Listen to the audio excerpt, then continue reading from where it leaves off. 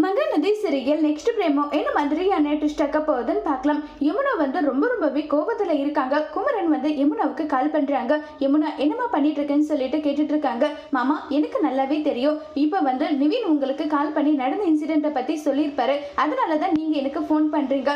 நான் வந்து என் புருஷனுக்காக சமைச்சு வைக்கிற சாப்பாடை என் புருஷன் சாப்பிடணும்னு சொல்லிட்டு நான் ஆசைப்படுறது தப்பா மாமா, சொல்லுங்கன்னு சொல்லிட்டு கேட்டுட்டு இருக்காங்க. நான் வந்து உனக்கு ஒரு அப்பா ஸ்தானத்துல தாமா நான் வந்து உன்கிட்ட பேச முடியும். இதை நீ ஏத்துக்கிறதும் ஏத்துக்காம போறதும் உன்னுடைய இஷ்டம் தான். இதுக்கு நான் எதுவுமே சொல்ல முடியாது. நீ ஏமா இப்படி பண்ணிட்டு இருக்க? நிவினை நீ எந்த அளவுக்கு கட்டாயப்படுத்தி கல்யாணம் பண்ணுன்றது எல்லா விஷயமும் உனக்கே தெரியும்.